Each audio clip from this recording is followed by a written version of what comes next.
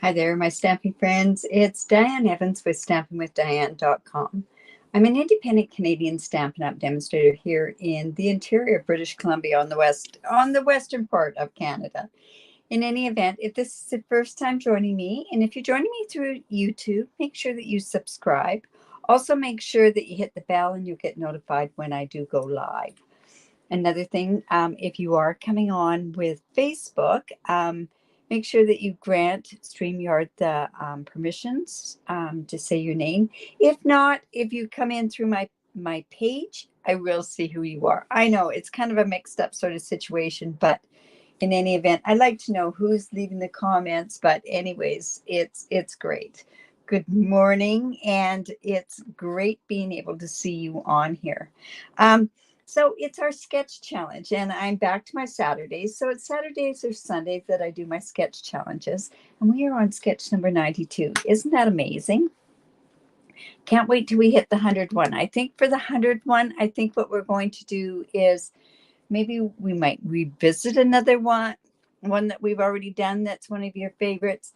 I don't know what we're going to do. It might be one that has lots and lots of layers, but it'll be something that's going to be fun to celebrate the 100th one. So good morning. And like I say, this is a sketch challenge. Now, this one, when you look at the card, you're going to think, oh, that's a really easy card. But I'm going to show you some easy ways of doing this. I'm going to give you some tips and tricks along the way, like I usually do. And hopefully you enjoy it. Anyways, let's get going on to the sketch challenge. So this is the sketch challenge. It really is quite simple. This is just the card base.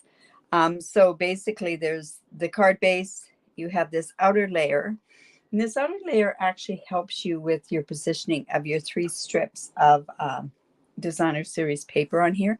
And I'm going to show you, if you have directional designer series paper, what I'm going to do. Oh, I got a tickle in my throat. I'm going to show you how to cut these pieces so that it makes it easy and it's a continuous line. This is dictates or says an image, and this is just a sentiment there. So it's really a pretty simple one, but I'm also using paper, designer series paper, that makes it so simple to do this. Of course, I am using the On the Horizon. I just love this particular suite. The whole thing about it is it's so it coordinates, but the thing is, you don't just have to do it for what the paper and that looks like. It comes with some ribbon, which I haven't used very much lately, but it comes with the pebbles, these dies, the stamps, and then of course this, which steals the show, is the New Horizon designer series paper, and it's 6x6 paper. So I found a way that basically you can make 2 of these cards using one of these pieces, and I'll show you what you can do with that. When you're doing this sketch challenge, I challenge you to use something that's a little bit different than what I'm using. Try using another suite. The whole purpose of doing a sketch challenge is to expand your creativity, right? All right, so let me bring in my, oh, where are all my, I just had it right here. I had all my, oh, no, that's embarrassing. Oh, here we go. I didn't put it in a plastic sleeve. That's the reason why we had some issues here. So I have a piece of basic white, and this is the thick basic white. It's a lot thicker, and when you're using a card base, it's best to use the thick basic white. I've got 4 1/4 by 11 inches, and I've scored it at 5 1/2, and I'm going to go in and just get a really good score line there. And I went with this color because you'll see kind of with what I'm doing. Now I have this piece, and this is the second layer, and it's 3 3/8 by 4 1/2. And I'm going to have that put there, but I'm not going to do anything with that yet. But out of my New Horizon Designer Series paper. All I did was I took this piece of Designer Series paper and I cut it at 6 inches. And then what we're going to do is I'm going to bring in my trimmer. And then what I'm going to show you how to cut this. Now, I want these Designer Series paper. I want it to be 4 3/8. So I want to take off some off the top. So I'm just going to actually just take a bit like, I'm not sure where I want to put that. Maybe I'll just cut it to there and then we'll see how this looks. And then it's going to go to 4 3/8. Just because I just wanted a tiny bit of a border around there. So that's the piece that's actually going to go on here. But we're going to cut it so that we can layer it on there.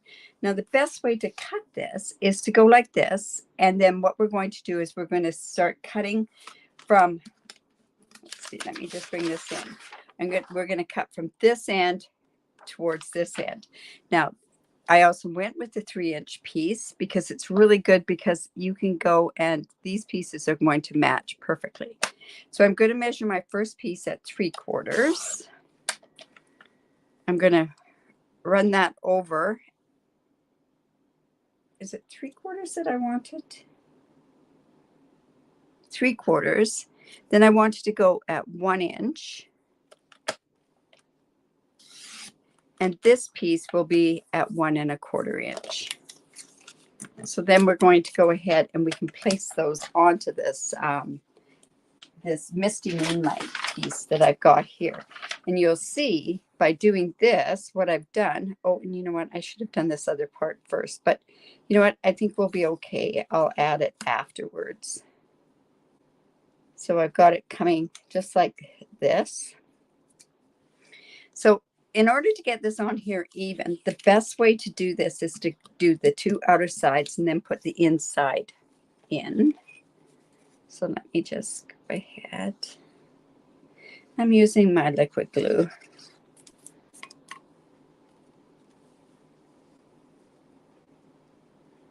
So just like that. And we're going to put this piece on, and then we're going to put this piece in between, and then we'll get it so that it all is fairly even.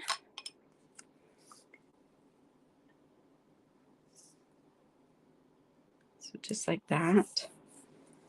And then we're going to put this piece in there. But see how you've got the continuance of the look from the paper. So like I say, I'm from my one piece, instead of just using one piece per card, I'm getting 2 cards out of this. Let's just go and put that there. Just like that. So then, like I say, then we can start doing the rest, what we're going to do with the card. I have a sentiment going across here, and then I've got an image down here. But the one thing I want to do is I want to get those birds, the birds that are actually from, my goodness, how can I lose that stamp set again? Anything's easy on this desk. So I want to use these birds here. So let me go in, and I'm going to use black on it. Originally, I thought maybe the Misty Moonlight, but they didn't show up quite enough. So let me just stamp this here. That the bird's going the right way. Yeah. And then I'm just going to actually stamp those right about like that. All right. So now that part can go onto my card. Now I'm going to lift this up on my card, but before I do that, I want to do something else on this card. So I want it to look like kind of a scene, right? So I'm putting this up in the corner here, and I have this amazing grass from this stamp set as well. If anything, this is what I've used the most. So let me use this. And I'm coming in with my Evening Evergreen. And I don't know if you've tried using this stamp set, but it does get a halo on it quite a bit. If I just stamped like this, I would get a halo. So I always tell my stampers is to take your stamp pad like this and then just tap like this. And you're not going to get those halo lines around there. All right.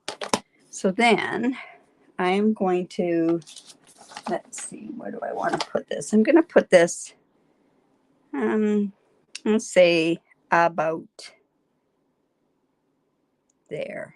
And what I want is I want this to stamp onto the basic white as well. I'm hoping I don't have any halos, and it does continue on. And that I did get the effect that I wanted from there. So now what I can do is I can go ahead and lift this up. So let's go ahead and put that on with dimensionals. I'm going to use my dark dimensionals, my black ones.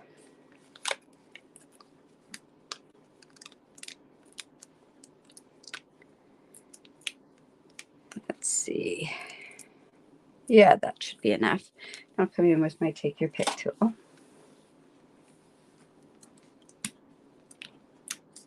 Don't be shy. Say hello. Good morning. All right. So we're just going to go ahead and we're going to put this up here. Just like so. All right. Now we have an image that's down here. So I took the liberty of the image.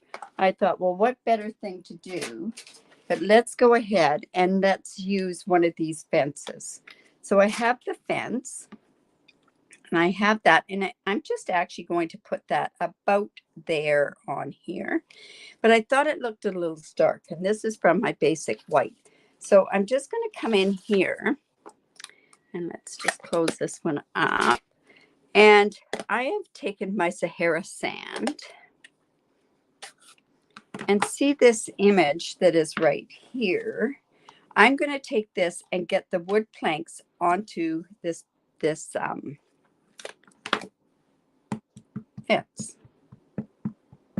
Hello. Okay, so let's just go like that. I don't care that it goes each and every way, because trust me, you can't even really tell on this. But see how it kind of just gives you an illusion of wood on the fence. So that I am going to go ahead and bring that card back in. And I'm going to go ahead and pop that up here. Now, what I want to do, and this was ingenious when I saw somebody do this, was they went and they took a piece of the dimensionals. This actually works better with the mini dimensionals. So let me just bring in a mini dimensional. I'm just going to come in here, and I'm just going to cut off just one of the edges of the mini dimensionals. And we're going to put that on the center part here. My daffodil card. Oh, great. Is that the daffodil that is the side step, the side easel card? The daffodils take a bit of working, but they're very easy to put together. I think what made that card to me was actually the sponging with the crumb cake. It's what gave it kind of a vintagey look. Okay, I've come in with my glue dots. I'm just going to squeeze them. Put one there. And I just squeeze them. So they're going to fit onto this fence.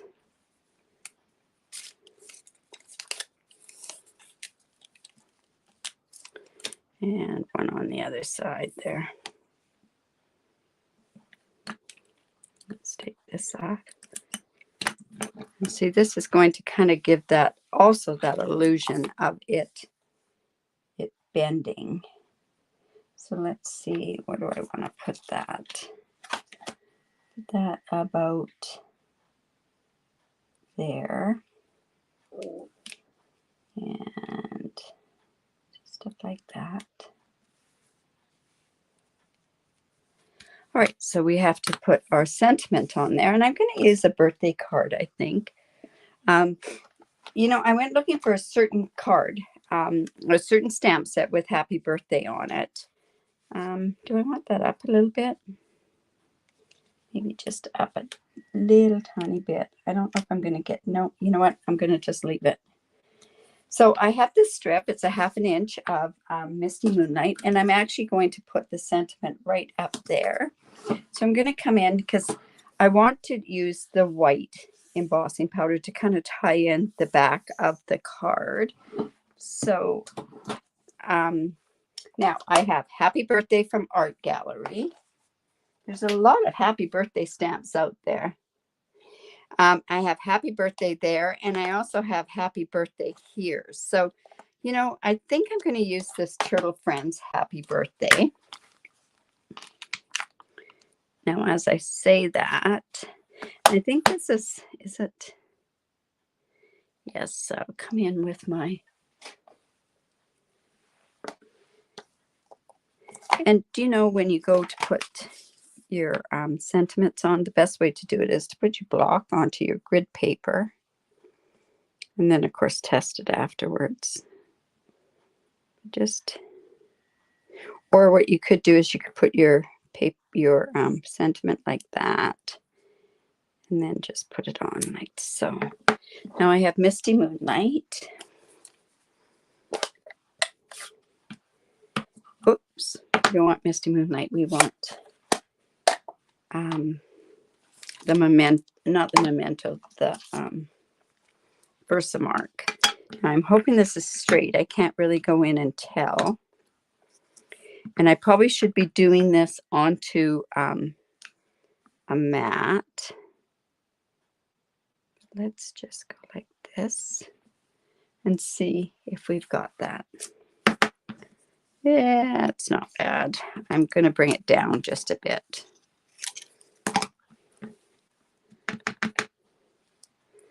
It's hard because I've got a raised desk here. And I have to stand on my tiptoes to get that. And you know, I didn't put that embossing powder on the other end, did I?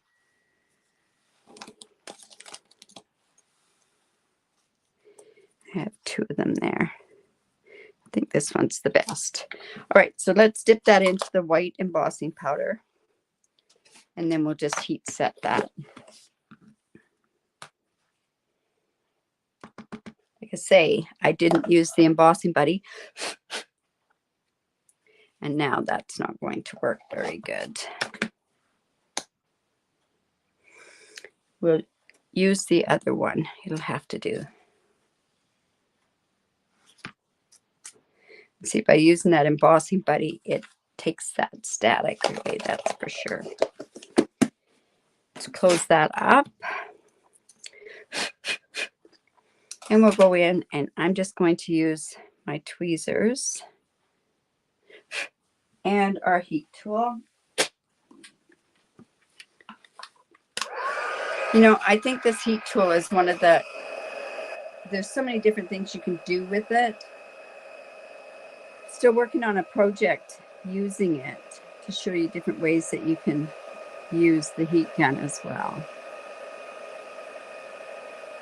So what you don't want to do is you don't want to move the heat gun there. I'm just moving the paper to do that. There we go.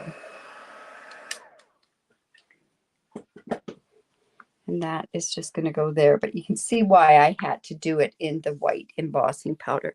And I'm going to come in with my black mini dimensionals. Just I've got this little strip here.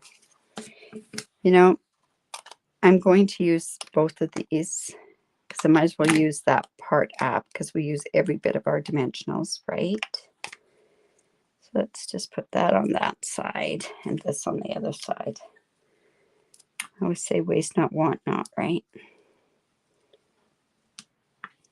It's probably the thing that I'm the best with, are using all my dimensionals. All right, so we're just going to take this and pop this up.